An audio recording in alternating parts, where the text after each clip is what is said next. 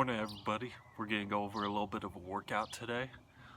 This one, just start off, get the blood pumping, is doing jumping jack or jump rope, and then also running in place. I find running in place is one I do the least because it just doesn't get it going like jumping jacks do.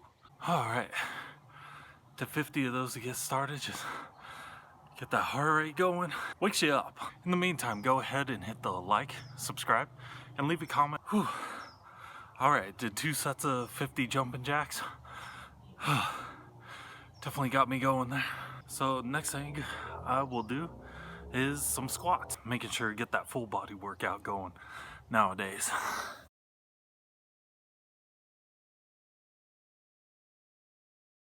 Alright, went ahead and did 50 squats there. Gets the legs really going and burning. Whew. So squatting down right now, probably not the best idea. See if I can get back up. Alright, next one I really actually enjoy is doing butt ups. Put your legs 90 degrees and then you just squeeze your abs and lift your butt up. Pretty simple, but not easy. Usually I go anywhere from 30 to 50 of them. Alright, so far we got the blood pumping on here.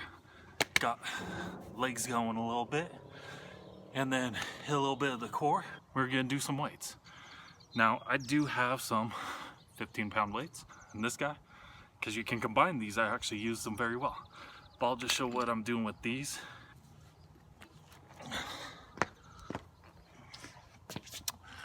Well, squats work because I couldn't grab that weight without my legs going. Okay, so 15-pound weights here.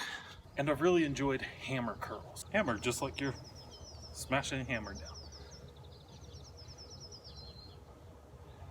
And I've learned one thing with lifting weights is it's not just the motion up, but also the motion down.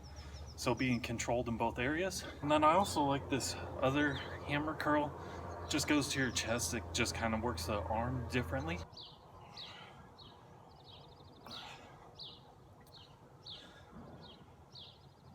It's burning a little bit.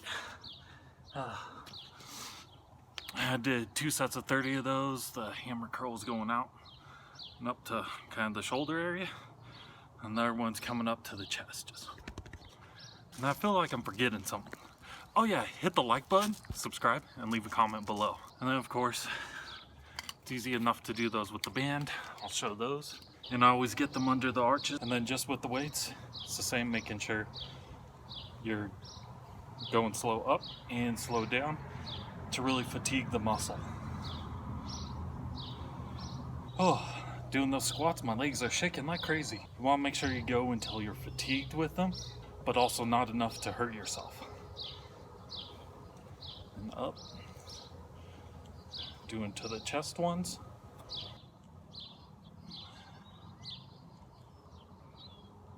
Takes care of your arms there.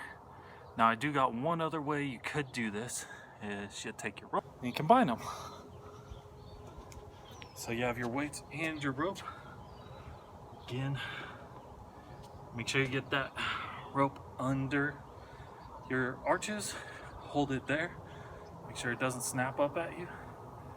Then you can start over.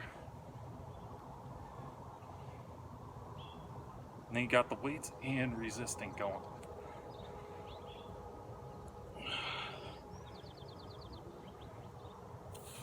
So that's a little bit of a workout. Pretty simple, easy one that you can do around the house. I did mine outside. Really great weather and very peaceful out early in the mornings. Jumping jacks, just make sure you have room. And then after that, did some squats. And then we did butt ups, which probably need about the same room that you did jumping jacks in. And that one's a little bit harder. You may have to use more inertia to get up at first, or just start doing your legs on the ground and then go up 90 degrees and then take them back down to almost touching the ground. But just do that starting first before you get to the point of having to lift your butt up. That way you're working it, but you're not going to hurt yourself. And just get used to the motion. Like everything here, make sure you get that muscle memory going, because without that, bad technique can lead to injuries. Take your time, have patience with it, You'll get there. And then of course we did the hammer curls, one straight out front and then to your chest. Of course, sets vary as far as what you want to do personally. Definitely get something that's going to fatigue you because you want to be exhausted after because it feels really good. Alright, so that's it for my workout today. Don't forget to like, subscribe, and leave a comment below in the comment section. Now I'm going to show you guys how to make a tempeh black bean burger recipe, which are so good. First thing is you'll need a pan to place the burgers on. Set oven to 375 degrees Fahrenheit. We'll need 1 tablespoon of flax seed, 3 tablespoons water. You'll combine and stir it. This is a replacement for 1 egg, and this will just be sat on the side until the end. We have 1 8-ounce of tempeh. Then we're going to use 2 tablespoons of burger seasonings, or the seasoning you prefer. And then we'll do 1/4 teaspoon of garlic salt and 1/4 teaspoon of pepper. Half a medium onion diced, 1 cup of black beans. And I like using avocado oil spray. And this is for the pan and on top of the burgers before you bake them. If you don't use any spray or any type of oil on them, they usually stick to the pan. So make sure you got that 1 tablespoon of flaxseed, 3 tablespoons water, combined, stirred, set on the side for now. So we'll start with the tempeh and crumble it up. Make sure not to have any big chunks of the tempeh. It makes it hard for the burger to stick together. And once you have that all broken up, add the 2 tablespoons of burger seasonings or the seasonings of your preference. And then add 1/4 teaspoon of garlic salt and the 1/4 teaspoon of pepper.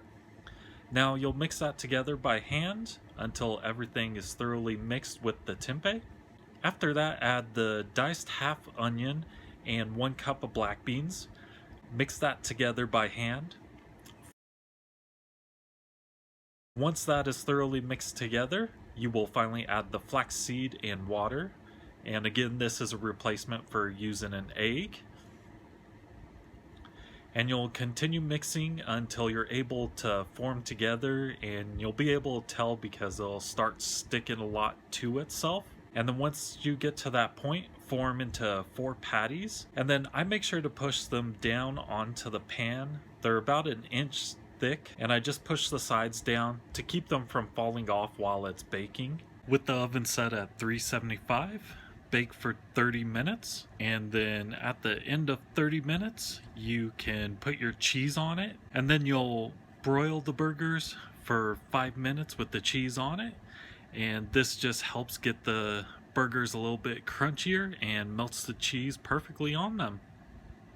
For the bread, I use Ezekiel sprouted grain bread. You will find this bread in the freezer section and needs to be refrigerated when you get it home.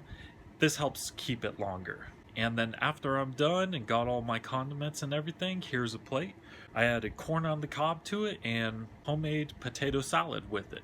I hope you guys enjoyed the recipe today. Don't forget to like, subscribe, and leave a comment below.